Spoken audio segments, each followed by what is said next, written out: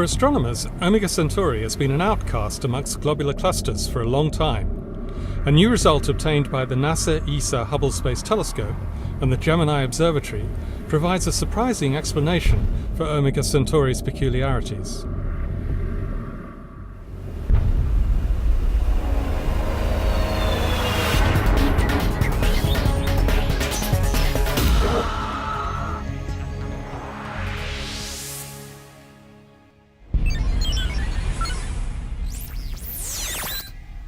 This is the Hubblecast, news and images from the NASA ESA Hubble Space Telescope. Travelling through time and space with our host, Dr. J, aka Dr. Joe Liska. Welcome to the Hubblecast. Today's cosmic guest star is a very special object. Omega Centauri has long been known to be the largest and brightest globular cluster visible in the night sky. Now, a globular cluster is a nearly spherical group of tens to hundreds of thousands of old stars, tightly bound together by gravity and found in the outskirts of many galaxies, including our own Milky Way. Beautiful but enigmatic, Omega Centauri has always been a bit of a puzzle to astronomers. Omega Centauri lies in the constellation of Centaurus and is visible from Earth with the naked eye. It's one of the favourite celestial objects for Southern Hemisphere stargazers, appearing almost as large as the full moon when seen from a dark site. Exactly what type of object Omega Centauri is has long been a contentious topic. It was first listed in Ptolemy's catalogue as a single star nearly 2,000 years ago. In 1677, Edmund Halley reported it as a nebula.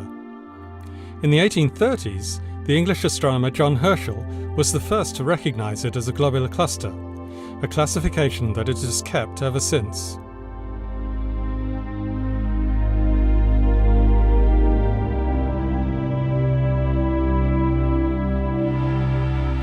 Omega Centauri has several characteristics that separate it from other globular clusters.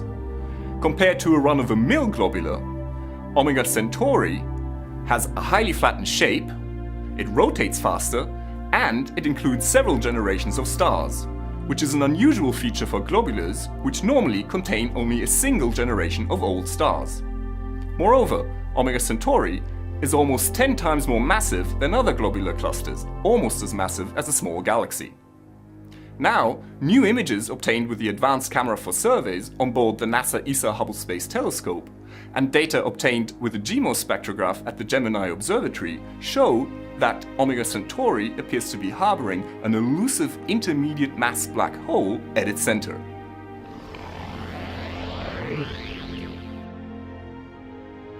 The black hole was discovered after astronomers measured the motions and brightnesses of stars at the center of Omega Centauri.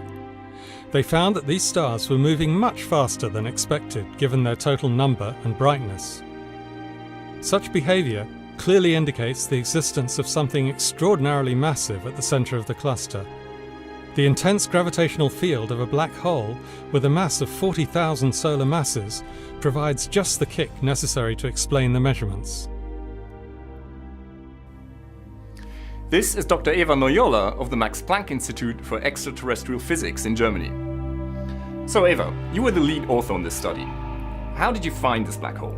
The way we found this black hole was by looking at the Hubble image and measuring how many stars are there at the very center of this cluster. And then we take the GMO spectrograph and measure velocities, the velocities of these stars. What we find is that the velocities are much higher than what we would expect just from the stars. And that implies that there's an extra amount of mass there, it means that we found a black hole. And what's so special about this black hole? The very special thing about this black hole is that it has 40,000 solar masses in size.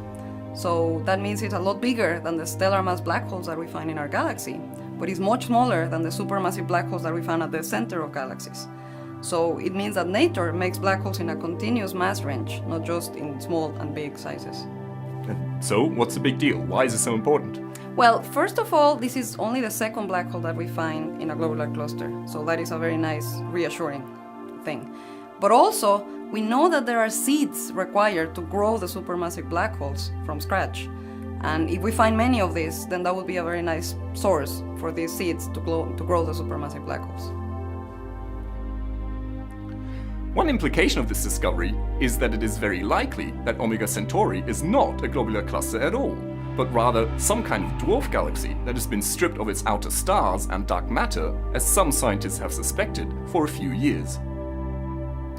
More than 2,000 years after Omega Centauri was wrongly classified as a star, its true nature is finally coming to light.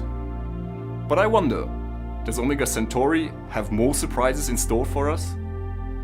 This is Dr. J, signing off for the Hubblecast. Once again, nature has surprised us beyond our wildest imagination.